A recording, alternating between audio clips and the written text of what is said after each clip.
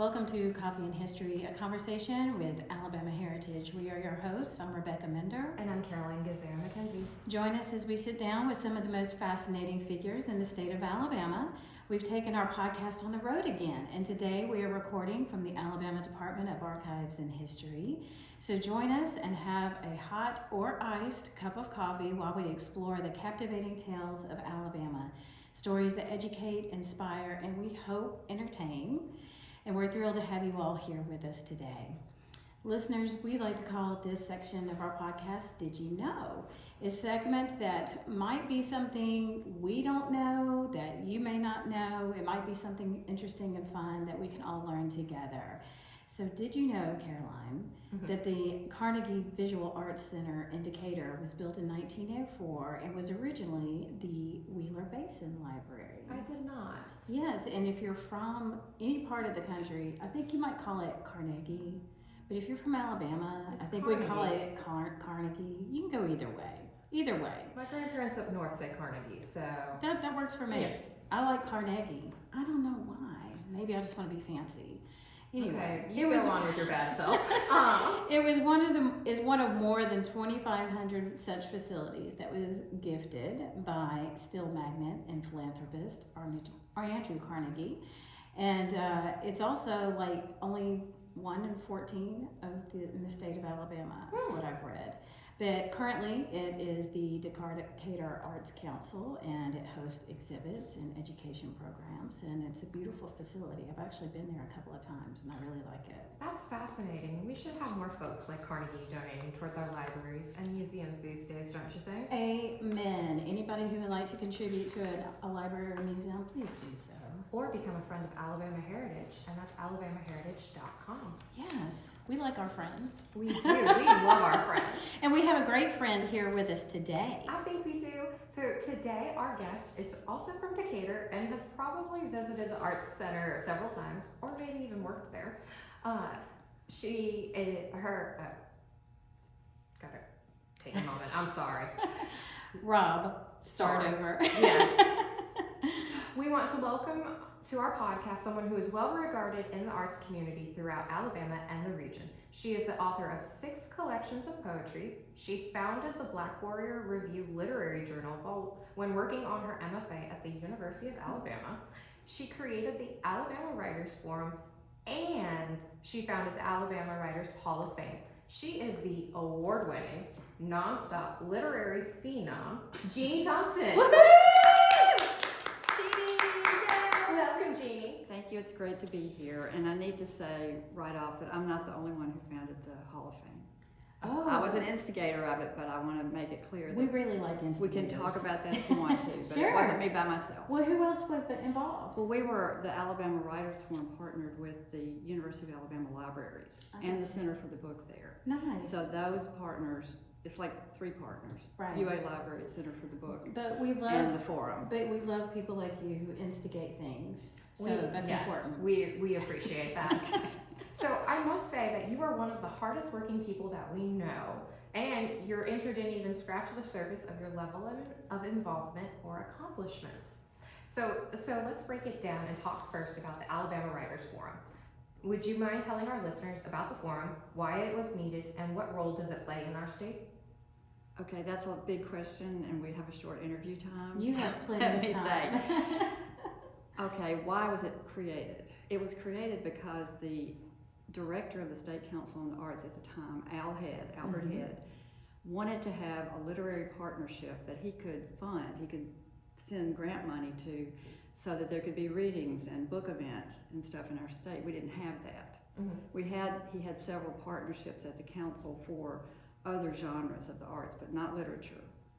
So when I heard him say that at a meeting one time, I said, would there be a job in this? Is there a job in this? And he said, oh, well, there could be. So that's how it all got started. And I founded a nonprofit when I had no idea what that was going to be about. But we put together a fabulous board of directors right from the start.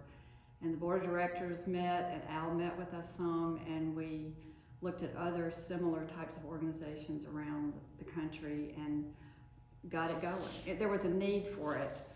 There were a lot of writers in the state at the time, lots of interest. There just wasn't like a union for the writers, something that spoke for them and let people, like something like this, a program that deals with writers on the air could go there and get help and apply for grants, not to us, but to the council. So we became the advocate for writers in Alabama. That's amazing. And I know the website, if you go to, what is the website address, by the way? It's writersforum.org, I think. I think that's Since I've retired, they may have slightly changed it. When But did if you retire, by the way? In 23. Oh, just recently. So 23. Are you going through withdrawals with that? Since it kind of was your baby? I'm not discussing my psychiatric history on the air. It was really nothing like I thought it would be. But they have a great staff there. Richard Evans is the executive director now. And a lot of people who were involved with it when I was there are still involved. So it's doing great. It's a great organization, and I know that when we mentioned in your intro all the wonderful things that you've been putting your hands in and leaving your imprint on, such as the Writers Hall of Fame, the Black Writer Review. But you also created something called Writing Our Stories, and this is for the youth. And that's one of the things that I feel like is so important, is to try and get young adults or children engaged in writing, creative writing, and whether it's writing poetry or whatever it might be. And I feel like a lot of times the arts are left out of these opportunities for children. And so tell us a little bit more about what that literary arts aspect, because there's also an awards section. Well, we've just like touched on 2 or 3 different notes here. Yeah. And I'm going to try to pull them in. Yeah, You got this. Writing Our Stories is a creative writing program that was started in partnership. Everything the forum does is in partnership with somebody else. right. The Alabama Department of Youth Services, which in Alabama is a freestanding agency. It is not part of the Department of Corrections, which is the adults. And that's a really good thing, because then the agency can concentrate on youth Right. and not have to be folded in with the adults. So because of some wonderful coincidental connections that we had, I got to go out there one time and meet some of these young men who were, I hate to use the word incarcerated, I don't like to use that word, but that's where they were, in Montgomery, at that campus. And we talked and we ate pizza. This was all funded by somebody who really wanted to bring them something nice at Christmas. And so I said to these young guys, they're high school students, Right. basically. I said, do any of y'all write poetry? And I'm gonna get emotional. It's okay. And one boy walked up and sticks his chest out and he says, I write poetry. And I was like, all right, okay, we could do this here, we could do this here. If you're an incarcerated 15-year-old and you walk up to a strange woman and say, I write poetry, Right. then there's hope. So that program started in 1997 with one teacher, whose name is Bart Barton, going to one classroom and teaching creative writing to those kids. It was a poetry in the schools style thing, Right. where you take a writer in and you have them work, and then you encourage them, teach them skills, publish their work in a book and all that. So it's still going. It started in 97, it's still going. It's on other campuses. We've published a curriculum guide. It's known all over the country. So this is something, again, that most people in Alabama don't even know this exists. Right, and it's been going on since 93. But 97. 97. Sorry.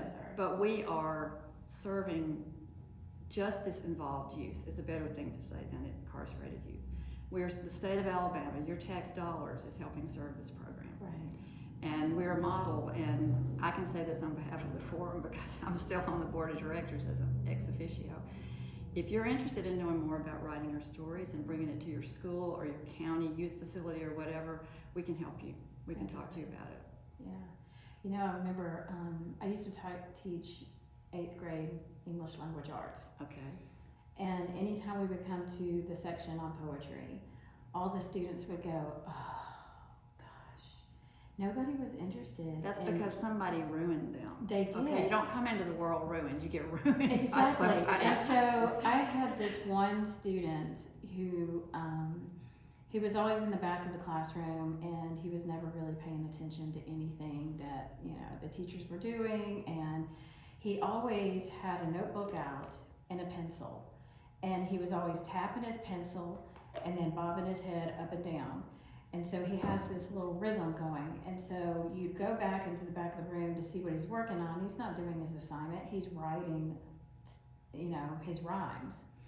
And so I knew that that was my point person. Mm-hmm. So when we started the poetry section, I stood up there. Everybody knew that Monday we were going to start poetry, and they were all dreading it. Mm-hmm. So I got up there and I just got to the podium and I started to read. And I was reading through, got him in the back to actually stop his pencil, look up, and he said, "Ms. Bush." My last name was Busher. He called me Miss Bush back then. "Miss Bush, that's Tupac." And I said, "Oh, wow." And you I read said, Tupac. And I Great. said, "Charles, that is also poetry." And he's like, "What?" Yeah. And so I had him, I said, come on up and help me finish this. Mhm. And so he came up to the podium and he was tapping his fingers and his, pencil on the podium, dropping the beat for me. And then I just finished reading it. I didn't sing it. It was "Dear Mama" by Tupac, which was actually my ringtone on my phone.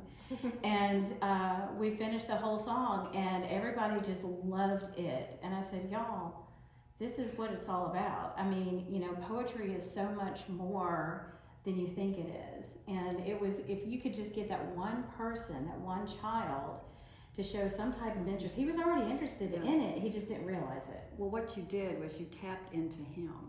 Okay? Right. You tapped into something he could identify with. And that's what's so strong about writing our stories, because it starts with the most basic thing, making a simile Mm-hmm. and understanding about how to use the five senses. But the reason people get ruined is that they're in a class and the teacher says, "Go home tonight and memorize this poem." Or the worst one is, "Go home and write a sonnet for Mother's Day." Okay? And so it's a kind of torture that it takes a long time to get people out of. But if you can work with kids when they're very young, Mm-hmm. and I know that this show is going to air in December, but today they just broke ground for the Sabin Center. Right, in I Tuscaloosa, want to Alabama. teach poetry writing at the Sabin Center. That would be Hello. fantastic. Yes. And I know that they say it's Alabama's STEM hub, which I don't know if that means it's only science. No, the arts are also included. Okay. Well, I just read the press release before I came over here, but whatever, Sabin Center people, you need to have creative writing over there, because everybody can write poetry. Right. Everybody can write creative writing. Anyway, we don't have time to go too far into that, but I just thought it was ironic that was happening today. Well, Yeah. I think there's an opportunity there, and I think, Jeanie, based on your resume and your reputation, I think Will you you speak would probably. for me? Well, I don't think I need to speak for you, sweetie. Yeah. You're so good at what you do that I feel like you could influence a lot of people. Well, So just have you actually met Nick Saban? I feel like I have, but I haven't. But Rebecca has. Well, I finally got to meet him at a Habitat for Humanity house. I'd love to meet him. So that was my goal, to meet him before I retire. Yeah. Well, my goal is to teach poetry writing to the players. Yes. Okay, that's. Well, we could probably coordinate that. And I know they're trying to write. I Well, mean, not necessarily this particular team this year, We'll because call I don't back. know them. But they are dealing with incredible stress. They are Yes. dealing with self-image. Can you imagine the imagery that would come out if you said, go inside the helmet and tell me what you see? Yeah. So anyway, that's Well, just. they are really under a lot more stress these days, especially with these, NIL agreements, Right, the name, right. image, and likeness. Right. And they're all trying to get some type of deal so that way they can, make money. So it's a whole different atmosphere and philosophy when it comes to the athletic room, Right. and which is unfortunate in my opinion. But you're right. It's like, let's see what you have to say about this. But sometimes I'm really impressed with some of the things that they say during the press conferences, because some of the University of Alabama students in particular, their student athletes, they're not leaving because they could have gone somewhere else to make more money. They're like, no, I'm from Alabama and I want to graduate from the University of Alabama and I want to play football here. So I think there's a big dynamic switch that's going on right now. We don't know how how this is going to affect all of the student athletes, but we have to remember they're students first. Right. And I still think they have a lot of learning to do. But I think it would be fantastic if you were involved in that Well, process. it's just an idea, but. I think we need to make that idea But happen. could I say one more thing about Sure. writing your stories? Marlon Barton he is an incredible fiction writer. Mhm. He's an award-winning fiction writer. And he has been with this program from the beginning. He's like the daddy of it. He's like the papa daddy of it. And he's the one who really ought to teach over there, Right. Marlon Barton, because he's like a supremo teacher. I can do it, and I wrote the lessons and everything, but Bart is just fabulous. So I just want to say, because Bart is he's a big Crimson Tide fan too. Roll Tide. That he has just dedicated his life to this. Right. And so my hope is that other schools, other youth facilities, other places in Alabama would hear about this and say, hey, how do we get this to our institution or our school? So we can talk, if anybody wants to talk about that more, please reach out. Please reach out to Jeanie, or you can reach out to Alabama Heritage. You can reach us at alabamaheritage.com. I'd be Or happy to message talk us to on people. Facebook or Or message, Instagram. yes, or on YouTube. That too. But Jeanie, I was asking also, because the forum is involved with the High School Literary Arts Right. Awards. So tell us more about that. How do students get involved in that? They go to the website of the Writers Forum and they find the application to enter their work. And is this something that's just like once a year, or is It's it once a ongoing? year. It's Okay. once a year. And I'm sorry I haven't been, I don't have all the facts right up Oh, there in that's front of my fine. head because I haven't been working on it for a couple of years. But basically, the High School Literary Arts Awards was the first program that we started when the forum started, because one of our members, Anita Miller Garner, who was in the creative writing program with me, said we have to have a youth contest. Mhm. We have to award and recognize the youth, because they are the future. And we got our first 2 corporate donations for that program. Nice. So from the beginning, the forum has always thought about the future. What's happening now with youth, and who are going to be our future writers, which takes us up to the Hall of Fame, where we recognize the best of the best. Right. Mm-hmm. Well, I think it's fantastic because, like I said, anytime we can get our youth engaged and involved and interested in creative writing. I was lucky that my son started his major at the University of Alabama in engineering, and he called me one day and said, Mom, if this is what I'm doing for the rest of my life, for my job, I hate this. And I said, well, then you should switch to something that you enjoy and that you'll make good grades in. So he switched to creative writing. Wow. So Wow. he majored from, major switch from mechanical engineering to creative writing, but then he started making straight A's and he loved it. But he wrote a poem for his senior class in high school and everything. So I know that there are students and children who are involved and engaged and interested in poetry or creative writing, and I'm just glad to see that there are some. But I just want us to keep that tradition going. And so anytime you have programs like this, whether it's working with the incarcerated youth, or whether it's promoting by awarding students with this annual award that you guys, literary award that you guys produce, I think it's a great opportunity to get their voices out there. My father was a mechanical engineer. He graduated from Tuscaloosa, and my brother is an electrical engineer. Oh my goodness! And so why didn't you go into engineering? I was Because she I was was smart. a girl. No, this is serious. I was a girl growing up in the 60s, and I was pushed in a different direction. My brother was pushed to science, and I was pushed to art. And guess how much more money my brother makes than me? Probably 5 times. So he Yeah. owns an airplane. Yeah. But no, seriously, it was part of it was the time and place. Yeah. Anyway, it doesn't matter now. I'm glad I'm a poet. I'm glad you are too. Me too. So Jeanie, I know you've had much written about you, but I was very impressed to see Portrait of Jeanie that was created by folk artist Butch Anthony. We actually recently visited the Museum of Wonder in Seal, Alabama. So how did it feel to have an artist represent you in such a way? Well, the story about Portrait of Jeanie is that at the time I had been working with my friend Wayne Sides, who's a wonderful photographer. Went to Tuscaloosa. We were in University Dancers together, and Wayne had been had been creating photographs in relationship to the poems. And I met Butch because he had a show at the Arts Council, and it was in the gallery. And I was walking in the gallery every morning and seeing the man who invented intertwangalism.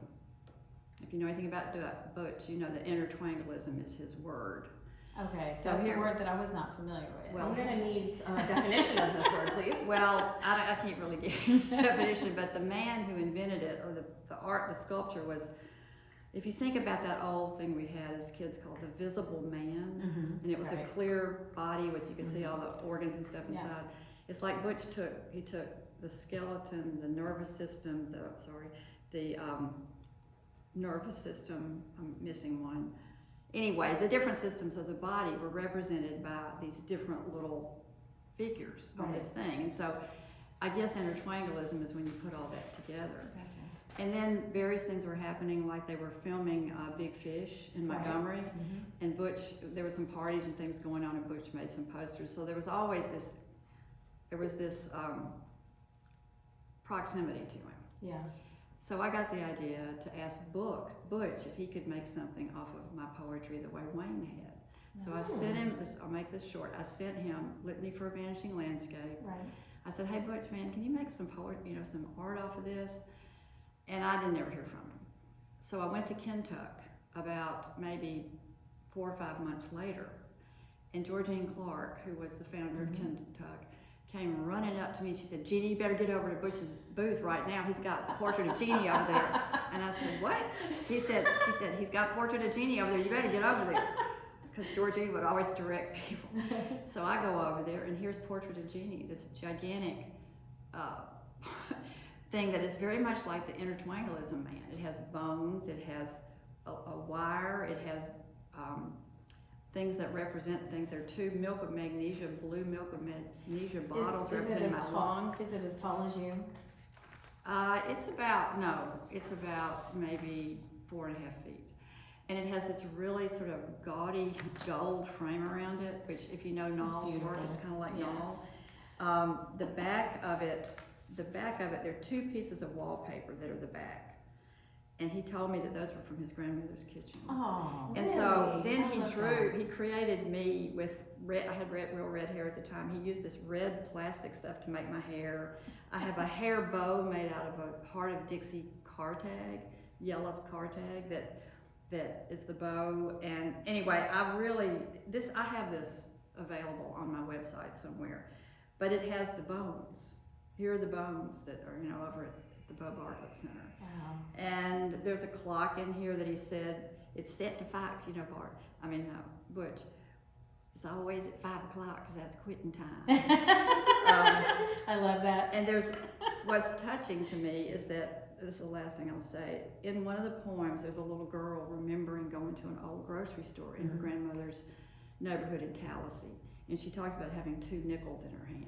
Well, there are 2 nickels on here. And then there's a doorknob, and she talks about opening the doorknob to the store and what happens on the other side. So if you know the poem, you can see all of this biographical stuff going on in it. But I was just knocked out, and he had done it supposedly, and Butch, if you're hearing this, he had done it supposedly for a museum in Alabama, I won't say which one, and the museum for some reason never got it. Oh. And so I said, well, I want it. Yeah, of course it's named after you. And it was very dear to have, and it weighs a ton. I bet it. Well, it's really 4.5 feet tall. It's on some kind of masonite board or something. But anyway, I would really like to have this artwork find a home at a museum in Alabama. Right. It's gorgeous, amazing. I love his work anyway. Yeah, I do too. But to have something that represents so many different wonderful pieces. But it exists because I asked him to do it. Yeah. That's something that writers should know, and that has to do with my current project. But if you're a writer and you want to collaborate with an artist in another genre, ask the artist. Well, I think we should, because like you and I have talked before about how you know, there's a lot of different writers that I have seen performing with musicians. Sure. And so, you know, that kind of, and I think it's a lot of them have just been male authors or male poets that I have seen. And so for you to be one of the first females that I have heard, that you have now done something phenomenal, and that's creating your own album. And tell us a little bit about that and who you collaborated with to create that. Okay, I've collaborated with a really talented guitarist who's also a very gifted producer and engineer. He has his own studio at his house and everything. Larry Mitchell. Okay. Larry is, he's in Opelika right now. He has his own studio there, and he's very involved in the Opelika music scene. Right. Their singer-songwriter festival in the spring. He's involved in that. But he plays really all over the world. And he was in Tracy Chapman's band years ago.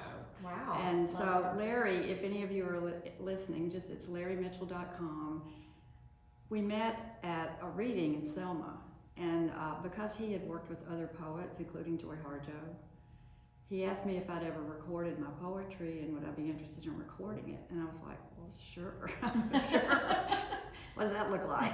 And so what it ended up looking like was me taking books and, you know, showing them to him, and I really had no idea that it was going to end up being what it is. Right. But we recorded some of the earlier poems first, and then I said, I really want to do the Helen Keller stuff. Right. This is where the heart is. It's not that the heart isn't in the other. So we ended up recording 8 songs.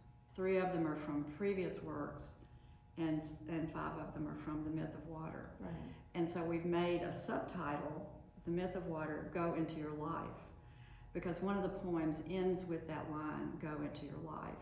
And then he had this great idea to repeat the line. So at the end of the poem you see here, go into your life, go into your life.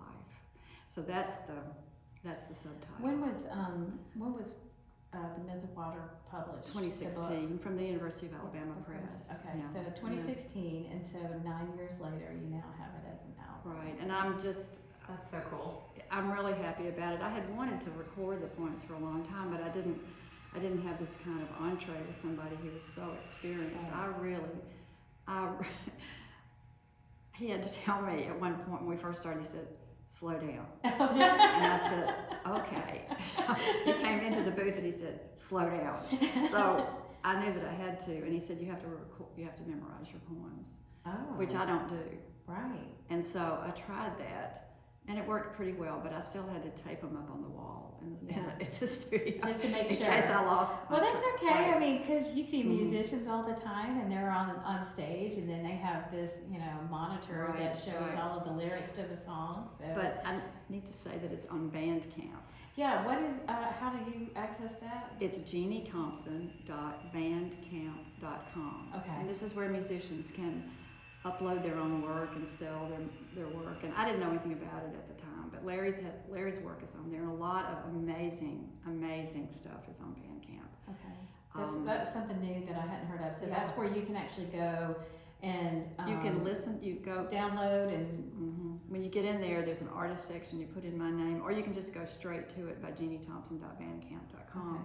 And there's a page that lists all the 8 songs, their titles, how long they are, and you can listen to it. If you want to purchase it, it's like $1.25 to purchase Right. one song, or you can purchase the whole album. So, all right, now that you got your feet wet, would you do this again? Oh yeah. So you, Well, she's you know, hooked now, ladies and gentlemen. I need to say this also for the musicians, that it is not cheap to have a song engineered, and so you do need to plan to pay the production costs Right. for this, and the State Council on the Arts gave us a small production grant to help move this along. That's good. So, but there was something else that just flew out of my head I was going to say about it. Well, Sorry. are you going to be able to? I'll go forward. Yeah, I would like to do one more suite of the Helen Keller poems, because all of these are very emotional, very heartfelt, and I'd like to read some of the ones that deal with her interaction with the world. Right. When she was a world traveler, Enrico Caruso met her and sang to her. That's amazing. I mean, there's a lot she of really... lived such an amazing life. She did. And So, I mean, if we could all be like her. well, she had an amazing teacher Yeah, who was she with her did. for a long time. She had a lot of support from her family, but I guess one of the things I really wanted to say today is that if artists want to collaborate, just step across the line and do it. Yes. I've done it with Wayne with photography for years, and I sort of forgot about the Butch picture as being an example of it, but it was. I mean, because it's just different medium that you're working with, and again, it's just another way to bring poetry to life Right. to different audiences Right. that you may not have reached before. Right. Because a lot of people may not pick up a book of poetry at the bookstore, but if they hear it in a different way or see it represented in a different way, then it might be just kind of like what I was saying with that one student where I read lyrics to Tupac Shakur, Yeah. that you just kind of grab them where they are, and then Right. that gets them engaged and bring them in. It's a prejudice. So- There is a prejudice against poetry. There and I don't really know is, where and it I think came that's from. horrible. It doesn't make any sense. I mean, one of the things that I appreciate about Jennifer Warren, who's also a great poet in our state of Alabama, and she was the poet laureate, I think a couple of years ago for the state, is that, she'll do a poetry reading on Facebook, and Yeah, she does a great job there. she'll do a few, just a few minutes reading and post it on Facebook. And I think the first time I saw her doing that was during the pandemic. And there was something very soothing and calming about it, just to sit there on Facebook and watch somebody who's reading, a poem that has some kind of particular meaning and explaining it to you, and you just take it as it is, or you go with it. It just felt good and it felt right. Yeah. And it was like Yo-Yo Ma, who was performing. He was even doing a few Facebook live streams as well during the pandemic. And it was so nice to be able to see the arts brought to us like that in a different format that we weren't used to. And so I love this whole idea of you doing an album. And I think you should go on tour and you should be the opener for somebody like the Alabama Shakes or something, That's a great idea. Yeah, let's work on that. Stand out there from what's going to come on next. But I would like to, I would like to do more. But again, I just don't want anybody to think that you just do this for free. You don't do it for free. There's a studio. There's a brilliant engineer. In Larry's case, he's such a gifted guitarist. So I don't know if this was said, but he composed all this music in relation in response to what he called the vibe of the poem. Now, and that was an incredible gift that I really cherish. Yeah, just like Butch Anthony creating a piece. You're a very fortunate woman to have so many people who want to collaborate with you and be able to create these beautiful original pieces to relate to it. So thanks. We're blessed to have you here on this show. Thank you. My I'm gosh. happy to be here. I'm happy to be here. I could talk about it all afternoon. Well, let's talk about something else that you've done, though. Okay. So let's talk about the book Old Enough: Southern Women Writers and Artists on Creativity and Aging. First of all, there are 21 female artists and writers covering all spectrums of demographics and really looking at childhood to aging and the meaning of their creative journeys. What was your experience like being part of this stunning and important book? I don't think you've got enough time on the rest of the show for me to answer that. First of all, I want to say that Old Enough was a collaborative editorial project with 4 women: Jay Lamar, Jennifer Horn, Katie Jackson, who's Jay's sister, and I'm sorry. And one more, which we don't have. Someone else who will come to our... Embarrassment. It'll come back here in just a second. Sorry, keep hitting the microphone. Katie, Jay, Jennifer. Oh, sorry. Okay, now I've got it. Wendy Reed. Wendy Reed. How could I forget Wendy Reed?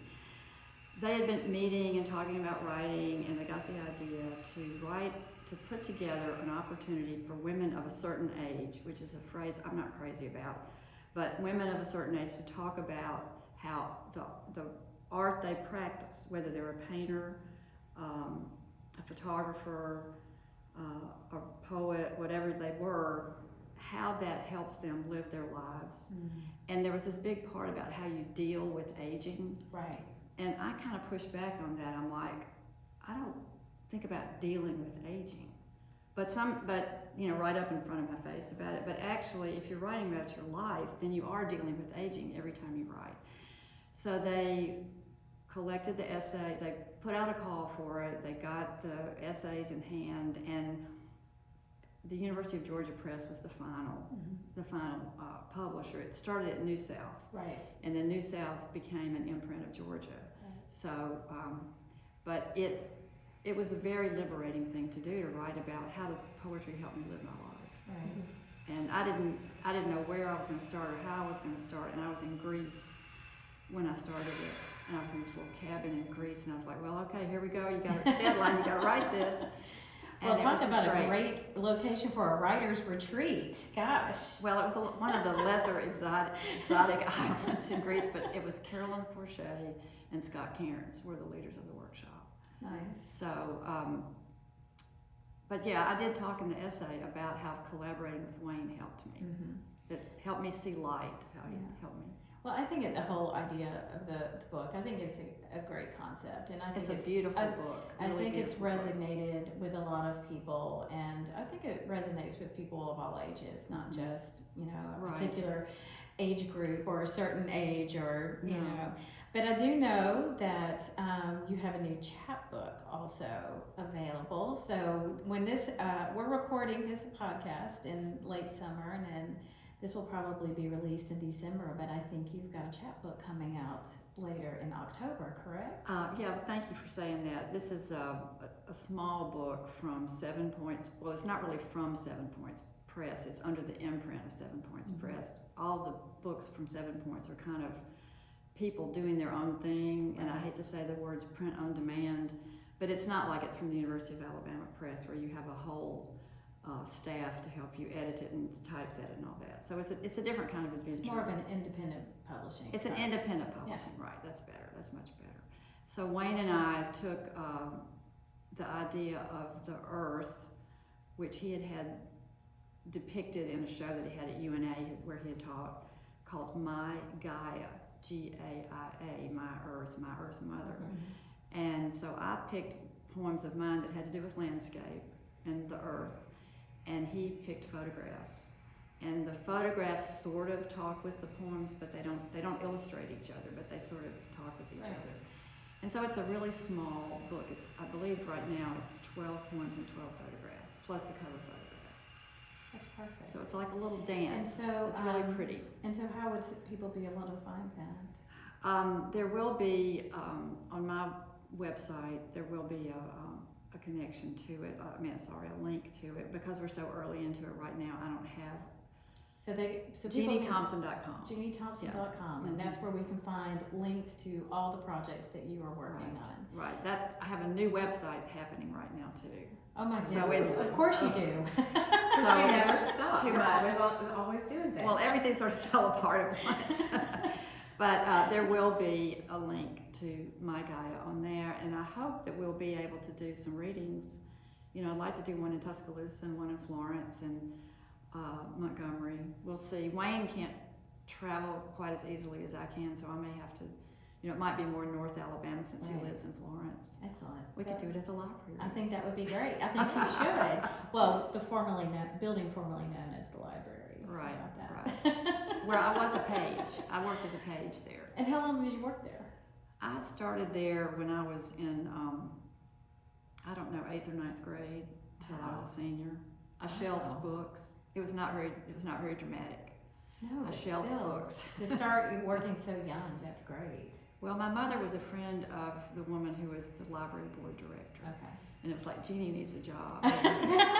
Please get her out Get of her my off the hair. street, get her a job. She needs to do something. She needs something. Well, Jeanie, we've enjoyed talking with you, but before you leave, we'd like to ask you a few more questions as part of our Before You Go segment, where we get to know you just a little bit better. Okay. So, what is your least favorite genre for books or film? I can't answer that Really? without offending somebody. Do you like horror films? Slasher I just films? watched Sinners. Oh, I've heard about that. Now, I heard it's great though. And I do not do horror. But I heard the music is really fantastic. Oh, it's so- amazing. You've got Keb Mo and I'm not going to be able to say the man's name right now who's in the last scene. It's a brilliant film because of a lot of the technique that's going on in it. So I'm going to watch it again. So you like everything. We'll just say that. Okay, here's what I don't like. I don't like books that are not good books. Okay? There's a lot of those, I'll be honest. She's not like poor quality books. I don't like books that I wonder, why did they write this? Or why was this published? Right. You know, but other than that, I love I love anything that's well written, that's good. I'd be interested in. So what was your first concert? First concert. Mm-hmm. Oh man. See, I was lucky enough to come of age in Tuscaloosa in the golden age of concerts. Oh, so you were The in first Roaring concert was Three Dog Night. Nice. When I was in the summer, I went there and there was the band, The Who, Jethro Oh Tull, my gosh. Jose Feliciano, I was born during the wrong era. the Rolling Stones. I saw opening. Elvis there. Yeah, Does that I didn't count? go to Elvis. I was there. So, but my first, rewind. My first concert was at Decatur High School when they hosted one of those Shower of Stars sort of concerts Oh. to make money. And the Yardbirds, Jimmy Page, I got kidding. Jimmy Page's autograph. Oh my gosh. Okay, you win. So I went. So, what is your favorite Alabama specific meal? Tough one, I know. I love me from some good fried shrimp and some good fresh oysters. Ooh. And lane cake. Lane Like cake. my Oh my grandfather, the goodness. way my grandfather makes lane Yes. cake. My mom loves lane cake, and it's one of the few things that my grandmother baked. But I got the recipe for it, so I'm gonna make it for my It's mom. one of those involved recipes, and it's, and it costs an arm and a leg to make it, but it's delicious. I It's know. well worth all the effort. And don't put white icing on it. No. No. No white icing. Some people do that. I think that's Well, some people sacrilegious. put sugar in their grits, and that's also Yeah, sacrilegious. But, Amen. so, do you prefer coffee or tea? Coffee. And how do you drink your coffee? I drink it with agave. Oh. I used to put milk in it, and then I decided I need to cut down on my dairy, so I switched, and I like agave because Okay. it's better for you than sugar. Yes. So, do you prefer phone calls or text messages? Phone calls. Okay. Always. Do you have a favorite Southern saying? I was thinking about that because there's something I'm going to be involved in where you're supposed to say something about Southern language. I was trying to think. There's so many weird things that Southerners say. Things like "kiss my foot." Yeah. Do they say that in other parts of the country? I don't know. I don't know. Or kiss my grits. That's there what are- Flo used to say. There's several different variations of language from up north where I'm originally from. So I feel like it just depends on your general it does. area. It does. I don't know. There's some I can't say on your show. Oh, well, there's some that that just naturally come out of my mouth, and I don't realize what I'm doing. And my husband, he's a writer, and so he'll say, "Wait, what did you just say?" And I'll repeat it, and then he goes and immediately writes it down. I'm like, God, that's going to be in his next book. So I just know. And he'll say, "Did you make that up, or is that something you've always said?" And sometimes I just make it up off the top of my head. I'm just saying words. Well, there are different you know. Southern sayings in different parts of the state. Yes. You know, like the coastal area has different ones than, say, around Coosa County or something. But I think the Southern language is really beautiful and colorful and interesting. And I'm glad that I'm a Southerner. I want to say that. I'm glad I'm a Southerner. I know some people in our country sort of abhor the South, but that's because they've never been here. you know. Exactly. They don't know what they're missing. I know that. That's why I moved here. So, Jeanie, who was your most influential teacher? And this could What- be grade school, it could be high school, it could be somebody from college. Okay, I know who I'll say. Miss Jones, Landra Jones, was my 5th grade teacher at Walter Jackson Elementary in Decatur. Miss Jones taught us how to organize things, and she taught us how to be independent. when we turned in our work, we would go to the file cabinet and pull it out, and there was a file with our name on it. We put it in there. We didn't hand it to her. We put it in our file. At recess, she would let us bring records and dance. Nice. She just taught us to be independent people. And Right. 5th grade's a really great age for that to happen in. Right. So Because you're still young. And once you hit middle school, then it's all over. yeah, Then it's difficult times. difficult times. But Miss Jones was great, and she Excellent. actually came to one of my book signings in Decatur. I don't know if she's still with us, but my book Witness, when I signed that in Decatur, she was there. That's so Right. nice that she Mhm. that's like full circle for her to be Mhm. able to see her kids get off and Yeah. do big things. So, that's nice. That's heartwarming. It is. Well, Jeanie, we love you so much. And Well, I love you all. I mean, Thank you are you. such a wonderful gem for this state, and we appreciate everything that you have had your hands in and that you're still doing. Thank and you. maybe one day you'll sit still. I don't know if that's ever going to happen, but I recommend you don't do it. Well, if I can go to Saving Center, I'll sit still. Okay, we're going to work on that Saving Center, folks. How about that? So I started to say if an elephant sat on me, maybe I would sit still. Roll Tide to Roll that. Well, we want to thank our guest, Jeanie Thompson, for joining us today. We also want to thank you, our listeners and our viewers, for joining us for this edition of Coffee and History, a conversation with Alabama Heritage. We also would like to thank the Alabama Department of Archives and History for hosting us at their beautiful building, especially thanks to Steve Murray, who is their executive director. You can find our podcast on our website at alabamaheritage.com or wherever you listen, and you can watch our YouTube channel where we also post extended video versions. We'll see you next time, but before now, I need some more coffee. So bye, everybody. Bye. Thank you so much.